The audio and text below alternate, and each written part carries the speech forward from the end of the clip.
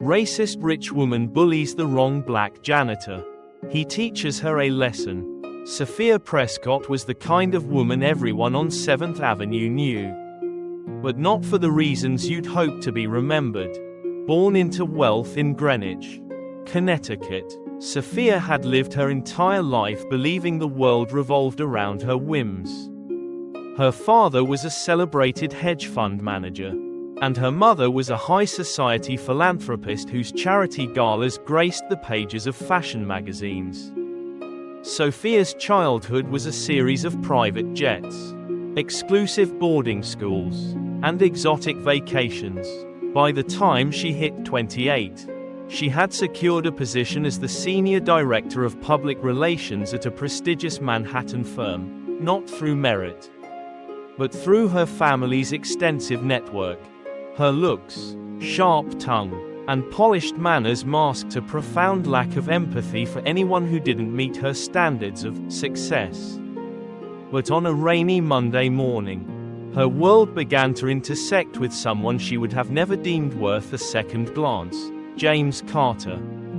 To Sophia, James was just the janitor. In truth, he was so much more. James had once been a proud owner of a successful auto repair shop in Detroit, employing people from disadvantaged backgrounds and giving them a chance at a stable life.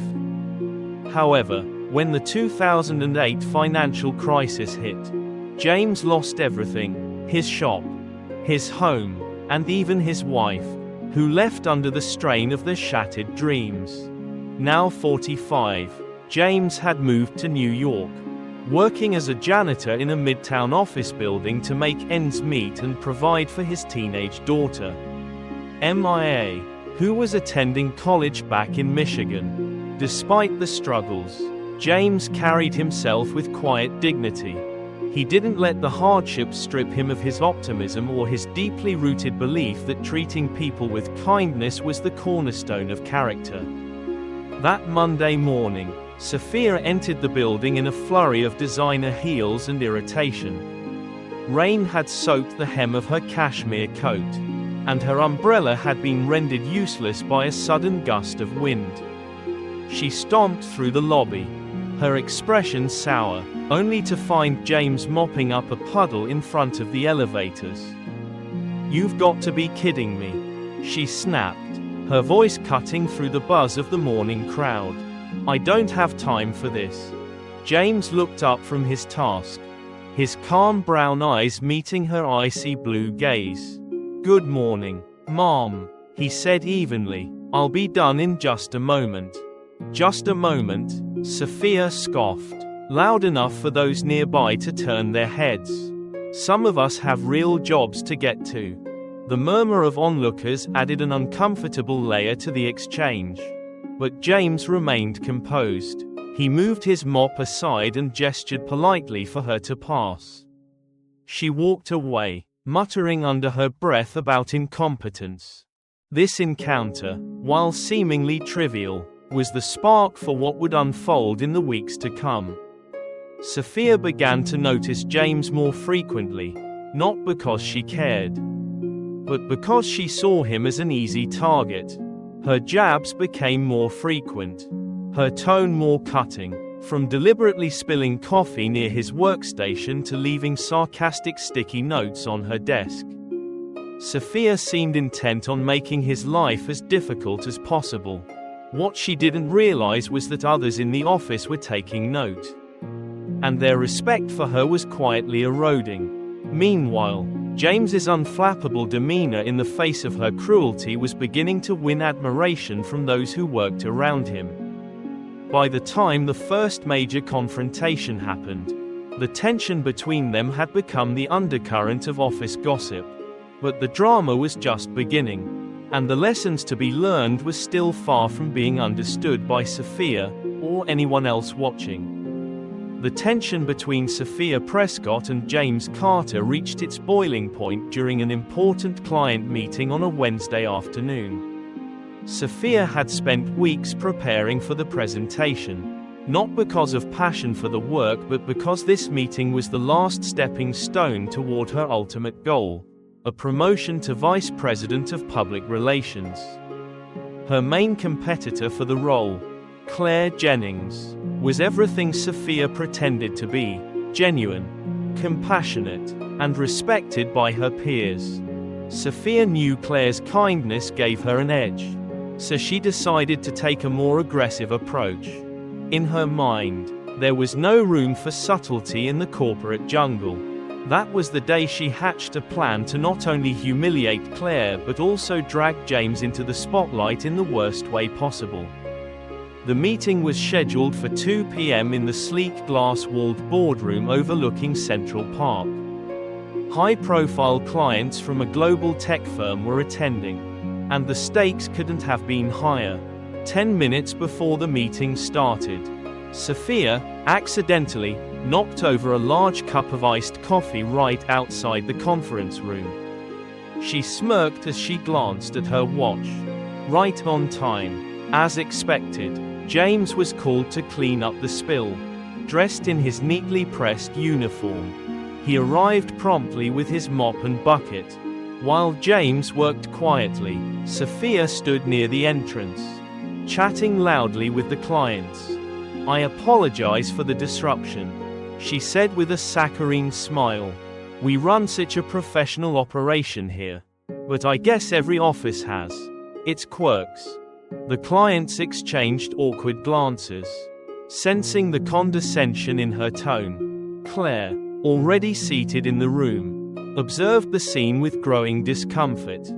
Finally, she couldn't stay silent any longer. "Sophia," Claire said, her voice calm but firm, "there's no need to make anyone feel unwelcome. James is just doing his job."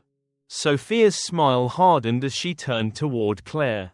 "Oh, come on, Claire, I'm just being honest. Imagine paying for world-class PR and walking into this. It's not exactly the image we want to project, is it?"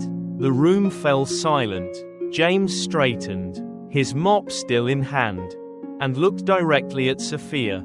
"Mom," he said in a voice so steady it commanded attention, "my job is to clean up messes. Some are on the floor, and some aren't." For a moment, the air seemed to freeze. Sophia's face flushed with anger, but she was too shocked to respond. Without another word, James packed up his supplies and left the room. What Sophia didn't realize was that one of the junior employees had recorded the entire interaction on their phone. By the end of the day, the video had circulated among the staff and even reached the CEO. The reactions were swift and unforgiving. While the clients remained polite during the meeting, they later emailed the CEO, expressing their discomfort with Sophia's behavior. Meanwhile, her colleagues, many of whom had been silent witnesses to her cruelty, began to speak out. At 5 p.m. sharp, Sophia was summoned to Hour. When she entered the room, the head of Hour, along with the CEO, greeted her with grim expressions. "Miss Prescott," the CEO began, "we've received multiple complaints about your conduct, and after reviewing the video evidence, we're compelled to take action." Sophia crossed her arms, her voice defensive. "Video evidence? You mean someone recorded me without my consent? That's outrageous." "What's outrageous?" the CEO replied coldly, "is the way you've treated James Carter and others in this office. Leadership isn't just about results, it's about integrity. You've shown us that you lack both." Sophia left the meeting humiliated but still defiant. She spent the rest of the week trying to downplay the situation, blaming overly sensitive co-workers and claiming her actions were being misinterpreted. But the damage was done. Word of her behavior spread beyond the office, and even clients began requesting to work exclusively with Claire. James, on the other hand, became the subject of admiration. His poise under pressure and quiet professionalism resonated with everyone who had seen the video. The CEO, impressed by James's character, called him into their office later that week. "James, The CEO said warmly. "We've been watching you, and I'd like to offer you a promotion to facilities manager. It's a leadership role, and I believe you're the perfect person for the job." James accepted the offer graciously, knowing it would provide better financial stability for his daughter's education. As he walked out of the CEO's office, he couldn't help but reflect on the strange twists of fate that had brought him here. Meanwhile, Sophia's grip on her position was slipping, and for the first time in her life, she began to feel the consequences of her actions. But the lessons she needed to learn were still far from complete. The announcement came during a company-wide meeting the following Monday morning. Employees filed into the main conference room, buzzing with speculation about who would be named the next vice president of public relations. Sophia Prescott walked in with her head held high, her tailored navy suit exuding confidence. She refused to acknowledge the whispers around her. To her, this promotion was a foregone conclusion, a reward for her relentless ambition. James Carter had also been invited to the meeting, a rare occurrence for someone in his department. He stood quietly near the back, observing the room with his usual calm demeanor. His recent promotion to facilities manager had already drawn admiration from his co-workers, and he felt a sense of gratitude to be there. When the CEO finally stepped to the podium, the room fell silent. After a brief introduction, they announced the new vice president, Claire Jennings. The room erupted in applause. Claire, seated near the front, smiled warmly and walked to the podium to give a brief, gracious speech. Sophia, meanwhile, sat frozen in her chair, her confidence drained from her face, replaced by a pale, stunned expression. As the applause died down, she stormed out of the room, leaving behind a trail of murmurs and raised eyebrows. Sophia's day only got worse.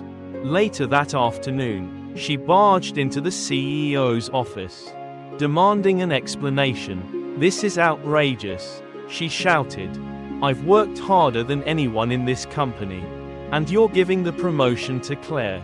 You're letting a janitor ruin my career." The CEO didn't flinch.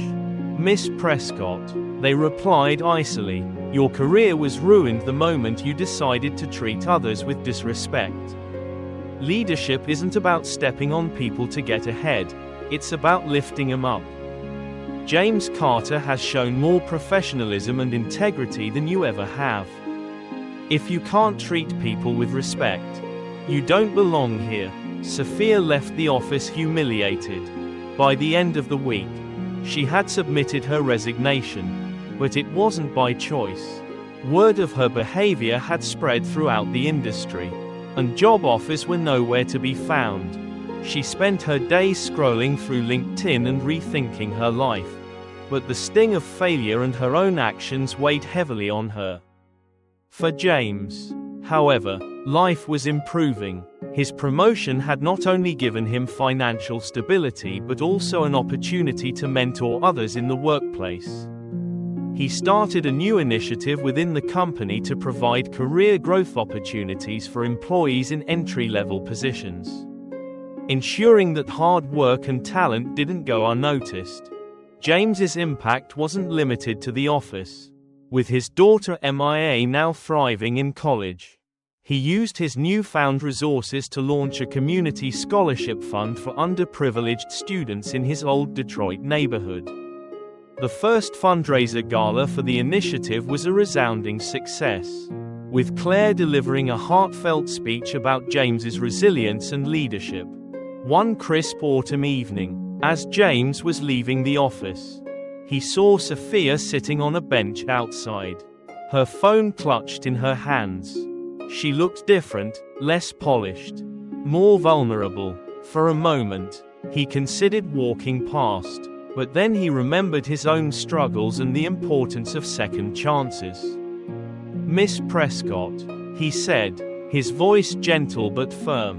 She looked up, startled, her eyes red-rimmed. "Life has a way of humbling us. Maybe this is your chance to grow." Sophia didn't respond, but his words seemed to linger in the air. She looked away, tears streaming down her face. James walked away, leaving her to reflect on what she had lost, and what she still had the power to change.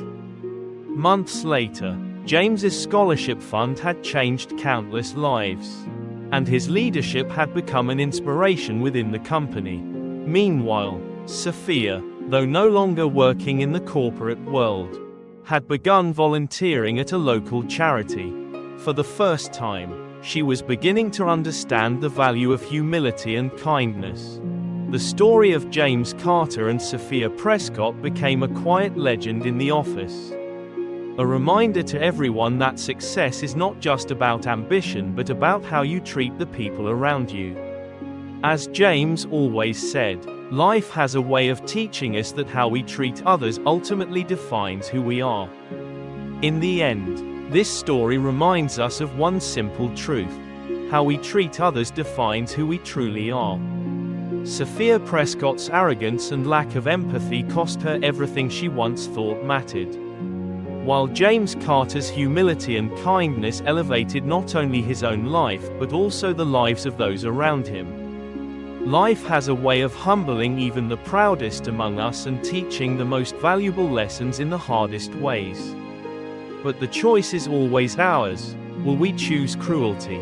Or will we choose compassion? As James's journey shows, true strength lies in rising above adversity, staying true to your values, and inspiring others to do the same. So, let this story be a reminder: treat others with respect, no matter their position or status. In the end, it's our character, not our achievements, that will leave a lasting impact on the world. Thank you for watching, and remember, kindness always wins.